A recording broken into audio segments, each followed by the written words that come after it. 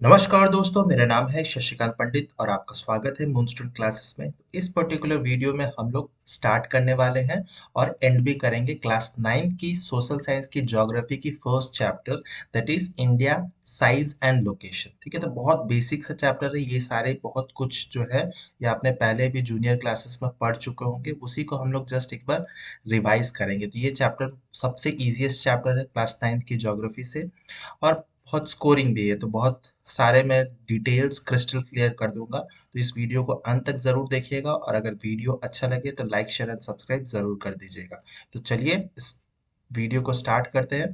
तो India size and location आप इस दोनों मैप से कंपेयर कर सकते हैं।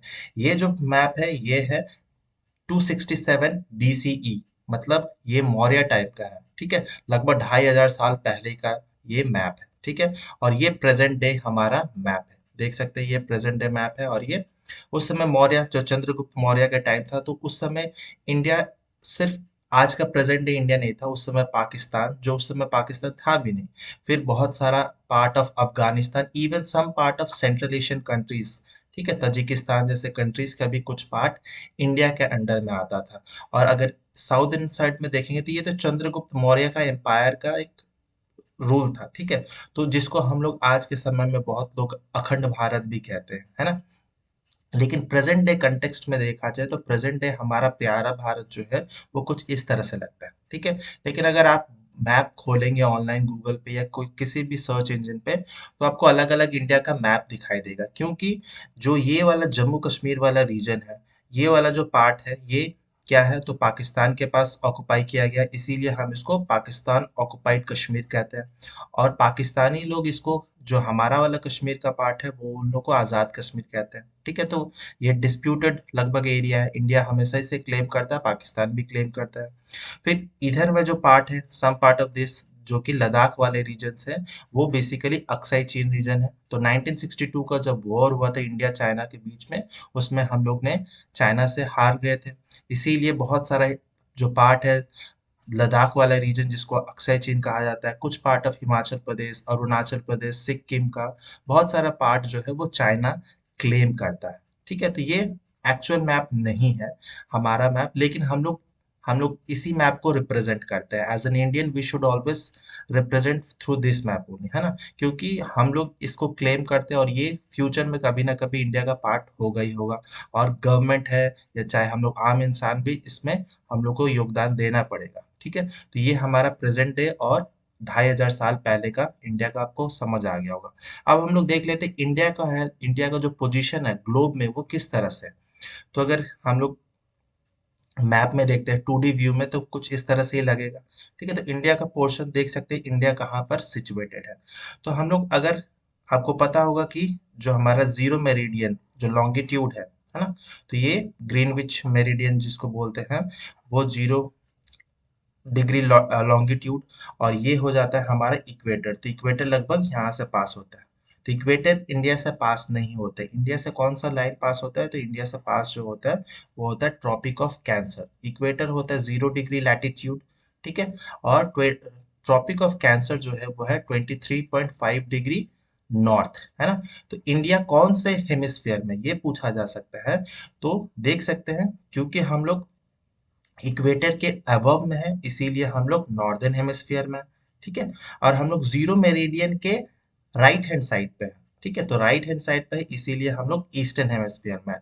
तो इंडिया का पोजीशन कहाँ पर है, पूरे वर्ल्ड में देखा जाए तो नॉर्थ ईस्टर्न हेमिस्फीयर सबसे अप्रोप्रिएट होगा। जैसे अगर पूछा जाए कि यूएसए का पोजीशन क्या है, तो यूएसए का क्या पोजीशन है, तो यूएसए नॉर्दर्न हेमिस्फीयर में वो भी है, लेकिन वो वेस्टर्न हेमिस्फीयर में है, तो वो हो जाएगा नॉर्थ वेस्टर्न। जैसे ऑस्ट्रेलिया का पूछा जाए तो वो क्या है, सदर्न हेमिस्फीयर में आता है, क्योंकि वो इक्वेटर के नीचे है। ठीक है, तो सदर्न, एंड वो ईस्टर्न इंडिया में है, तो ईस्टर्न हो गया। सॉरी, ठीक है, तो सदर्न ईस्टर्न हो गया। अगर ब्राजील का पूछा जाए तो वो क्या हो जाएगा, तो वो हो जाएगा हमारा सदर्न, और ये हो गया वेस्टर्न। तो इस तरह से आपको समझ आ जाएगा कौन सी कंट्री का क्या पोजीशन है। तो ये बहुत जानना, बहुत बेसिक चीजें पता ही होगा कि 0 डिग्री को हम लोग इक्वेटर कहते हैं, 23.5 नॉर्थ को हम लोग ट्रॉपिक ऑफ कैंसर कहते हैं, एंड 23.5 डिग्री साउथ को हम लोग बेसिकली क्या कहते हैं, ट्रॉपिक ऑफ कैप्रिकॉर्न कहते हैं। ठीक है, तो ये बेसिक है। तो इंडिया का पोजीशन आपको समझ आ गया होगा, हम लोग नॉर्थ ईस्टर्न हेमिस्फीयर में है सिचुएटेड। अब लोकेशंस थोड़ी बहुत जो एनसीईआरटी बुक में दी गई है वही सारे बातें यहाँ पर भी लिखा हूँ, जो कि नॉर्दर्न हेमिस्फीयर में है। और इंडिया का जो लैटिट्यूड लॉन्गिट्यूड है ये आपको बाय हार्ट याद होना चाहिए, क्योंकि ये सब क्वेश्चंस में एमसीक्यू में बहुत ज्यादा दिया जा सकता है, या फिर 1 मार्क्स 2 मार्क्स क्वेश्चंस में पूछा भी जा सकता है। ठीक है, तो इंडिया का जो एक्सटेंट है तो वो है 8 degree 4 minutes north to 37 degree 6 minute north. ठीक है, तो ये याद ही करना है, बहुत कुछ इसमें है नहीं। एंड लैटिट्यूड की बात, ये तो हो गया लैटिट्यूड की बात। अब लॉन्गिट्यूड की बात की जाए तो 68 degree 7 minute east and 97 degree 25 minutes east. तो ये लैटिट्यूड और लॉन्गिट्यूड पता होना चाहिए। ट्रॉपिक ऑफ कैंसर के बारे में बता दिया। ट्रॉपिक ऑफ कैप्रिकॉर्न जो है वो इंडिया से पास नहीं होता है। और अगर इस मैप में देखेंगे तो अफ्रीका इकलौता ऐसा कंटिनेंट है जहां से तीनों ही लाइंस पास होती हैं, तीनों लाइंस यानी equator, Tropic of Cancer and Tropic of Capricorn. बाकी कोई सा कंटिनेंट में तीनों लाइन पास नहीं होती है, बस वो अफ्रीकन कंटिनेंट ही है जिससे तीनों ही पास होते हैं। तो ये भी बेसिक सी चीजें हैं। फिर हम लोग को पता है कि हमारे पास दो आइलैंड्स भी हैं। ठीक है, Andaman Nicobar islands and Lakshadweep island. ठीक है, कहाँ कहाँ सिचुएटेड है ये भी आपको पता ही होगा, बे ऑफ बंगाल, अरेबियन सी। हम लोग थोड़े बाद देर में वो भी देख लेंगे पोजीशन। फिर साइज की अगर बात की जाए तो ये भी बेसिक सी नॉलेज है कि एरिया कितना है। तो एरिया ऑफ इंडिया जो है वो 3.28 मिलियन स्क्वायर किलोमीटर है। लेकिन क्यों ये जो एरिया है वो जम्मू कश्मीर जो पाकिस्तान ऑक्युपाइड एरिया है, अक्साई चीन है, वो सब इंक्लूडेड ये एरिया है। तो एक्चुअल में इंडिया के पास ये एरिया अभी तक नहीं है। ठीक है, क्योंकि हम लोग पाकिस्तान ऑक्युपाइड कश्मीर, अक्साई चीन और जितना भी डिस्प्यूटेड एरिया सबको क्लेम करके बोल रहे हैं 3.28। एक्चुअल में तो बहुत कम है, इससे भी कम होगा। ठीक है, लेकिन हमें यही याद रखना है। और अगर टोटल वर्ल्ड के एरिया के रेस्पेक्ट में देखा जाए तो इंडिया का जो एरिया है वो है 2.4% of the total geographical area of the world. ठीक है, तो 100% में से इंडिया का जो एरिया है वो 2.4% है। तो it is clear that India is the seventh largest country in the world. तो इससे इंडिया से सबसे बड़े बड़े कंट्रीज कौन कौन से हैं, तो ऑब्वियसली सबको पता होगा। सबसे बड़ा जो कंट्री है, ठीक है, वो कौन सा है, तो वो है रशियन फेडरेशन। ठीक है, 17.09 मिलियन स्क्वायर किलोमीटर सबसे बड़ा कंट्री है। लेकिन इतना बड़ा कंट्री तो है, लेकिन सारा मोस्ट ऑफ द 90% इसका जो रीजन है हमेशा फ्रोजन ही रहता है, पर्माफ्रॉस्ट रहता है। ठीक है, तो रशिया के बाद में सबसे बड़ा एरिया किसके पास है, Canada. Canada, USA and China, ये दूसरा, तीसरा और चौथा नंबर। इन तीनों का जो एरिया है मोरलेस बहुत ज्यादा सेम है, बहुत ज्यादा डिफरेंसेस नहीं है। तो ये सीक्वेंस याद रखना बहुत जरूरी है, क्योंकि maximum student Canada, USA, China में कंफ्यूज होते हैं। सबको पता है कि रशिया सबसे बड़ा देश है, इंडिया सेवेंथ लार्जेस्ट है, लेकिन सेकंड, थर्ड एंड फोर्थ में मैक्सिमम स्टूडेंट कंफ्यूज होते हैं। तो ये पता होना चाहिए, कनाडा, यूएसए, चाइना। फिर ब्राजील, जो कि हमारा लैटिन अमेरिका में पड़ता है, ऑस्ट्रेलिया, एंड सेवेंथ नंबर पे है इंडिया। ठीक है, तो कंपेयर कर सकते हैं कितना डिफरेंसेस है। तो इंडिया का कितना सब 8 से 9 गुना ज्यादा टाइम्स ये चाइना, रशिया का एरिया है। ठीक है, और इंडिया की अगर लैंड बाउंड्री देखा जाए तो इंडिया की लैंड बाउंड्री कितनी है, ये सब बेसिक चीजें हैं, आपको याद ही करने, इसमें कुछ समझने वाली बात नहीं है। लैंड बाउंड्री हमारी जो मेन लैंड इंडिया की है वो 15,200 किलोमीटर्स। ठीक है, एंड टोटल कोस्ट लाइन कितना है, तो टोटल कोस्ट लाइन जो है 7,516.6 किलोमीटर। और जो अंडमान निकोबार एंड लक्षद्वीप आइलैंड्स का एरिया है वो भी हम लोग इसको इंक्लूड करके ही बोल रहे हैं। ठीक है, तो ये हो गया हमारा कोस्टलाइन का एरिया। ठीक है, और India is bounded by young fold mountains in the north western and north eastern part. तो ये पूरा जो हमारा है ऊपर वाला ये हिस्सा, ये पूरा हिमालयन रेंज से ही घिरा हुआ है। North western part, northern part and north eastern part. ठीक है, फिर हम लोग ये देख सकते हैं कि ये ट्रॉपिक ऑफ कैंसर कहाँ कहाँ से पास होता है। तो ये भी बहुत बार क्वेश्चन पूछा जाता है कि ट्रॉपिक ऑफ कैंसर कौन कौन से स्टेट से पास होता है। ठीक है, तो ये जानना भी बहुत जरूरी है। तो कौन कौन से स्टेट से पास होता है, तो गुजरात से पास होता है। ठीक है, फिर आ जाता है मध्य प्रदेश से पास होता है, फिर होता है छत्तीसगढ़ से पास होता है, फिर झारखंड से होता है, फिर वेस्ट बंगाल से होता है, फिर त्रिपुरा एंड मिजोरम। तो maximum student north eastern part में कंफ्यूज होते हैं। तो त्रिपुरा एंड मिजोरम जो है वहां से भी ये ट्रॉपिक ऑफ कैंसर पास होता है। तो ये पता होना चाहिए, क्वेश्चंस आ सकते हैं। बेसिक जनरल नॉलेज में आपने पढ़ा ही होगा, गुजरात, मध्य प्रदेश, छत्तीसगढ़, झारखंड, वेस्ट बंगाल, त्रिपुरा एंड मिजोरम। ठीक है। और जस्ट इसके नीचे ही हमारा Tropic of Cancer 22 degree north latitude के नीचे ही हमारा एरिया जो है वो क्या होता है, धीरे धीरे वो पेनिनसुलर एक ट्रायंगल शेप में बन जाता है। ठीक है, जिसको हम लोग पेनिनसुला भी कहते हैं, क्योंकि पेनिनसुला वैसा लैंड मास एरिया है जहां से तीनों साइड से वाटर बॉडीज है। ठीक है। और ये पेनिनसुला जो है वो इंडियन ओशन जो है हमारे नीचे में जस्ट उसको दो अलग अलग सीज में डिवाइड कर देता है। एक जो है वो है अरेबियन सी, ठीक है, एंड अनदर साइड में है बे ऑफ बंगाल। जो बे ऑफ बंगाल में है वहां पर हमारा है अंडमान निकोबार आइलैंड। ठीक है, कमेंट सेक्शन में बताइएगा कि अंडमान निकोबार आइलैंड का कैपिटल क्या है। ठीक है, एंड साथ ही साथ में जो हमारे अरेबियन सी में जो आइलैंड है वो है लक्षद्वीप आइलैंड। ठीक है, लक्षद्वीप अभी बहुत टाइम से ही बहुत फेमस न्यूज में था। ठीक है, मालदीव्स और जो कंट्रोवर्सी हुई थी। ठीक है, तो ये पता होना चाहिए लक्षद्वीप का कैपिटल, वहाँ पर किस तरह से टूरिज्म बूस्ट हो रही है, क्या क्या हम लोग कर सकते हैं। इससे रिलेटेड क्वेश्चंस फ्रेम किए जा सकते हैं। आइलैंड टूरिज्म से रिलेटेड आइलैंड में क्या क्या है, यहाँ पर कोरल रीफ्स है, तो बहुत बड़े डिफरेंसेस भी पूछा जाता है Lakshadweep islands and Andaman Nicobar islands के बारे में। ये आप फ्यूचर जो क्लासेस होंगे ज्योग्राफी के उसमें मैं और क्रिस्टल क्लियर कर दूंगा। बस आपको पता होना चाहिए अरेबियन सी में है हमारा Lakshadweep island and Bay of Bengal जो है हमारा अंडमान एंड निकोबार आइलैंड है। ठीक है, अब हम लोग अगर हम लोग north west and east west extension देखते हैं तो सबसे जो ईस्टर्न पार्ट ऑफ इंडिया है वो है अरुणाचल प्रदेश का, है ना। तो उसका जो हमारा लॉन्गिट्यूड है वो लगभग कितना है, तो 97 डिग्री 25 मिनट ईस्ट, है ना। तो ये सबसे वाला ईस्टर्न मोस्ट पार्ट है इंडिया का। ठीक है, और हमारा वेस्टर्न मोस्ट पार्ट जो है वो है 68 डिग्री 7 मिनट्स ईस्ट। ठीक है, उसी तरह से हमारा जो नॉर्दर्न मोस्ट पार्ट है ऑफ इंडिया मेनलैंड जिसको हम लोग कहते हैं इंदिरा कोल, बहुत बार बहुत स्टूडेंट को पता नहीं होगा। तो इंदिरा कोल जो है हमारा सबसे नॉर्दर्न मोस्ट पार्ट है। तो उसका जो हमारा लैटिट्यूड है वो कितना है, तो वो 37 डिग्री 6 मिनट नॉर्थ लैटिट्यूड है।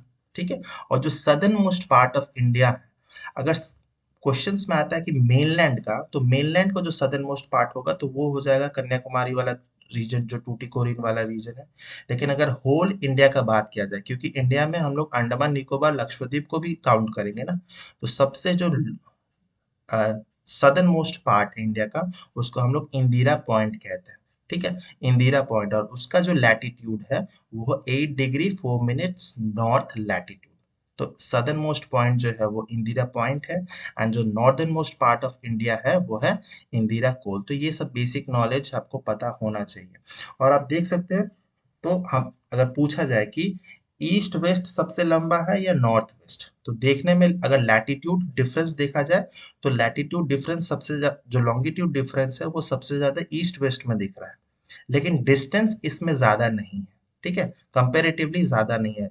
जो हमारा नॉर्थ वेस्ट जो जम्मू कश्मीर से लेकर हमारा कन्याकुमारी तक है वो सबसे ज्यादा एक्सटेंट आपको नजर आ जाए, वो 3000 किलोमीटर से भी ज्यादा है। और जो north west south sorry east west वाला है वो 2900 के आसपास किलोमीटर का डिस्टेंस है। तो ये बेसिक चीज है। और एक बहुत इंपॉर्टेंट चीज है जो हमारा स्टैंडर्ड मेरिडियन है जिसको हम लोग अपना इंडियन स्टैंडर्ड टाइम कहते हैं, वो कहाँ से पास होता है, उसकी लॉन्गिट्यूड क्या है वो पता होना चाहिए। बेसिकली मिर्ज़ापुर, आपने वेब सीरीज भी देखी होगी, बहुत लोग फेमस है। तो मिर्ज़ापुर जो यूपी ईस्टर्न यूपी का एक डिस्ट्रिक्ट है, वहां से पास होता है हमारा। वहां का जो लोकल टाइम हो वो पूरे इंडिया के लिए स्टैंडर्ड टाइम है, और उसकी लॉन्गिट्यूड कितनी है, तो 82 डिग्री 30 मिनट ईस्ट, बहुत इंपॉर्टेंट है, जो हमारा इंडियन स्टैंडर्ड टाइम है। ठीक है, और जो हमारा ईस्ट वेस्ट का जो टाइम लैग वो लगभग 2 घंटे का है। ठीक है, मतलब सबसे पहले सूरज तो हमारे अरुणाचल प्रदेश में दिखता होगा, और मान लेते हैं कि यहाँ पर सूरज जो है वो 4 बजे सुबह दिख जाता होगा। ठीक है, मान लेते हैं। और वही चीज सूरज हम लोग को गुजरात में कब लगभग दिखता है, तो मान लेते हैं 6 6 बजे दिखता है। लेकिन ये कंफ्यूजन हो जाएगा ना इंडिया में रहकर कि यहाँ पर 4 बजे दिख रहा है, यहाँ पर 6 बजे दिख रहा है। तो कंफ्यूजन ना हो, सबके लिए एक ही टाइम हो, बहुत ज़्यादा कन्फ्यूजन होगा तो बहुत केओस बन जाएगा, तो इसीलिए हम लोग एक स्टैंडर्ड टाइम बना दिए हैं। तो इंडिया में बहुत बार डिबेट चलता है कि इंडिया जैसे इतनी बड़ी कंट्री है, उसमें और टाइम जोन्स होना चाहिए या नहीं होना चाहिए। तो इससे रिलेटेड भी क्वेश्चंस बनाए बन जाते हैं कि दो या एक से ज्यादा हमारे पास टाइम जोन होना चाहिए या नहीं। जैसे चाइना के पास तीन चार है, फिर रशिया तो और ज्यादा है, रशिया के पास सात या आठ है, यूएसए के पास भी बहुत सारे टाइम जोन्स हैं। तो अगर टाइम जोन्स किया जाएगा तो क्या प्रॉब्लम होंगे, क्या प्रोज एंड कॉन्स होंगे, वो आपको समझना होगा। ठीक है, तो ये हो गया हमारा बेसिक इंडियन लोकेशंस। ठीक है, आपको समझ आ गया होगा। अब हम लोग आगे बढ़ते हैं, और एक बहुत इंपॉर्टेंट सा चीज है, the latitudinal extent influences the duration of day and night as one moves from south to north. ठीक है, क्यों होता है? तो मेनली जो हम लोग पढ़े होंगे जूनियर क्लासेस में, अर्थ जो है थोड़ी बहुत स्फेरॉइड शेप की है ना। तो और अगर मान लेते हैं यहाँ पर सूरज है, तो सूरज की जो रोशनी होगी वो इक्वेटर पे पूरी परपेंडिकुलरली पड़ती है, मोर और लेस। लेकिन वही हम लोग जैसे जैसे नॉर्थ की तरफ जाएंगे या फिर हम लोग साउथ की तरफ जाएंगे, तो हमारा जो सूरज की रोशनी होगी वो स्लैंट पड़ेगी। ठीक है, तो इसी कारण से क्या होता है, duration of day and night जो है वो डिफर करता है, जैसे जैसे वो लैटिट्यूडनल एक्सटेंट के साथ में डिफर करता है। इक्वेटर में क्या होता है, अगर 12 घंटा दिन है तो 12 घंटा रात है। लेकिन नॉर्थ एंड साउथ में क्या होता है, अगर अगर हम लोग नॉर्थ पोल में चल जाएंगे या साउथ पोल में चल जाएंगे, तो वहां पर बहुत मेजर डिफरेंस मिलेंगे, या तो 24 घंटा अंधेरा ही है या 24 घंटा लाइट ही है ना। तो ऐसा बहुत बार होता है।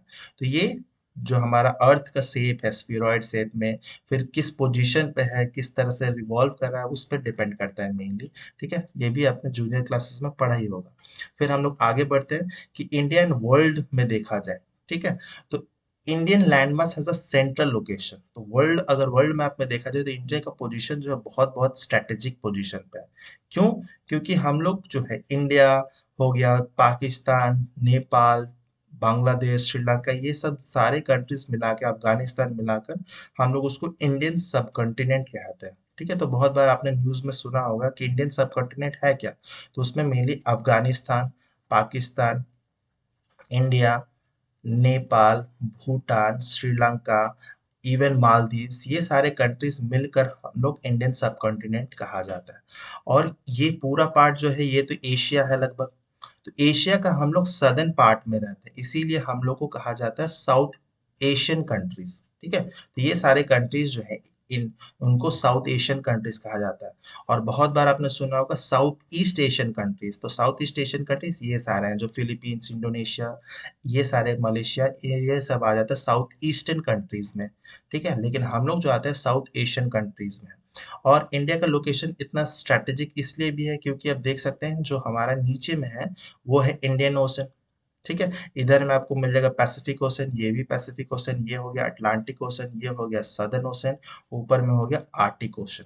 तो पहले जो ट्रेड होता था, ज्यादातर होता था यूरोपियन कंट्रीज और अमेरिका के बीच में। तो अटलांटिक ओशन वाला जो रीजन था वो बहुत ज्यादा बिजिएस्ट हुआ करता था। लेकिन अभी के समय में देखा जाए तो मोर और लेस जो ट्रैफिक है, ट्रेड है, वो मोर और लेस लगभग इंडियन ओशन से ही होता है ज्यादातर। ठीक है, तो इसीलिए इंडिया का जो पोजीशन है वो बहुत ज़्यादा स्ट्रैटेजिक हो जाता है। तो आपको तो क्लियर हो ही गया होगा कि इंडिया का जो पोजीशन है वो बहुत ज़्यादा स्ट्रैटेजिक क्यों है। एक तो साउथ एशियन कंट्रीज है, यहाँ पर जितने भी ईस्टर्न एशियन कंट्रीज है उसके साथ लिंक अप है।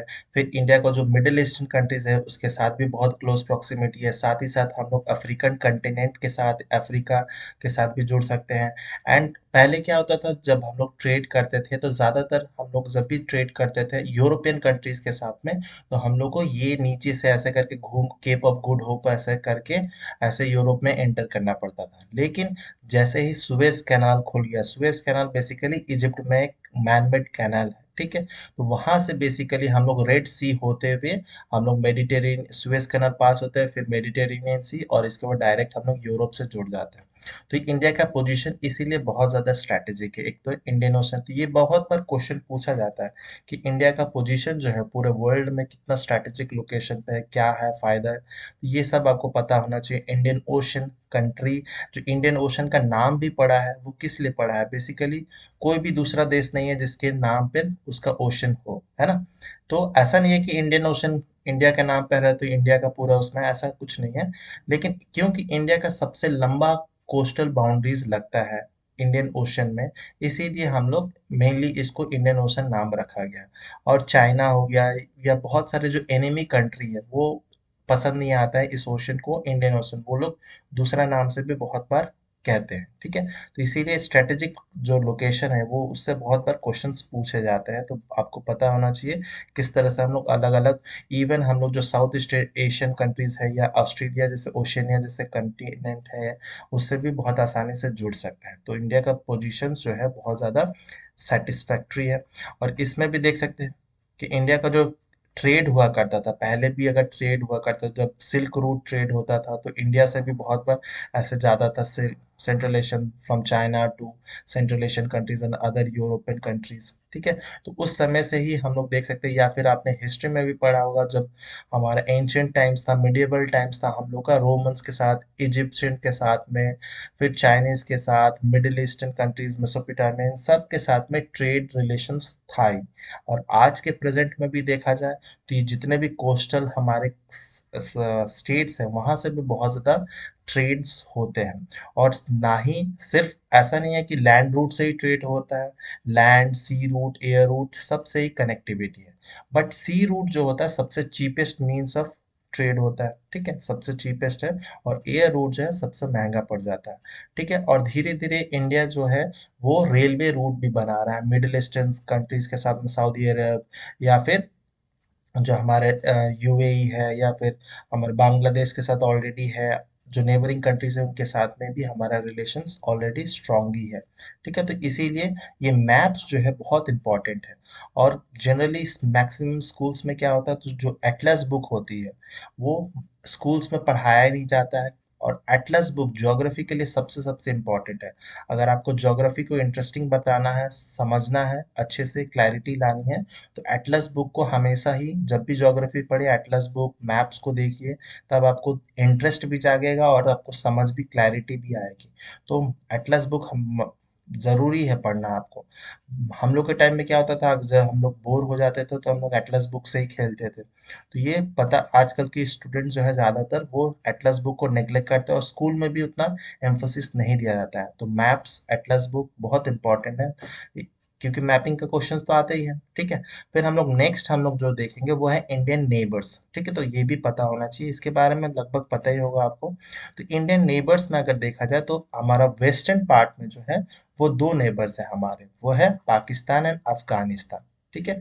तो प्रेजेंट डे कंटेक्स्ट में देखा जाए तो इंडिया का जो बॉर्डर है अफगानिस्तान के साथ में नहीं लगता है, क्यों? क्योंकि ये वाला जो पार्ट है, ऐसा कुछ पार्ट है, ये सारा ही पार्ट जो है वो पाकिस्तान ऑक्युपाइड कश्मीर है, वो पाकिस्तान ने ऑक्युपाई करके रखा हुआ। तो इसीलिए हमारा अभी फिलहाल हमारा लैंड बाउंड्री नहीं है, लेकिन हम लोग क्लेम करते हैं, इसीलिए हम लोग अफगानिस्तान को भी अपना नेबर मानते हैं।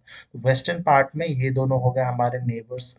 फिर ईस्टर्न पार्ट में देखा जाए तो बहुत सारे हैं, जिसमें से एक बहुत बड़ा रीजन जो है, ये जो पूरा पार्ट हुआ करता था पहले में, वो तिब्बत कहलाता था, ठीक है। लेकिन क्यों, क्या हुआ कि चाइना ने इसको ऑक्युपाई कर लिया है, तो ये चाइना मेनली अब हो गया है, ठीक है। तो हम लोग का जो ईस्टर्न पार्ट में सबसे बड़ा जो नेबर है वो है चाइना, ठीक है। फिर उसके बाद में हमारा नौ मिल जाएगा आपको नेपाल, जिसके साथ फ्रेंडली रिलेशंस है, भूटान के साथ भी रिलेशंस अच्छे ही हमारे, एंड बांग्लादेश, ठीक है। फिर और भी है, ये हो गया म्यांमार, ये भी इंपॉर्टेंट, ये सारे ही नेबर्स है, ठीक है। फिर हम लोग अगर साउथ में आ जाए तो साउथ में देखेंगे हमारा जो मेरी टाइम बॉर्डर है, बेसिकली हमारा लैंड बाउंड्री तो शेयर नहीं होता है, लेकिन मेरी टाइम हमारा नेबर्स कौन है, तो श्रीलंका है, ठीक है। और यहाँ पर क्या है, तो पाक state and gulf of Mannar ये सेपरेट करता है बेसिकली श्रीलंका को।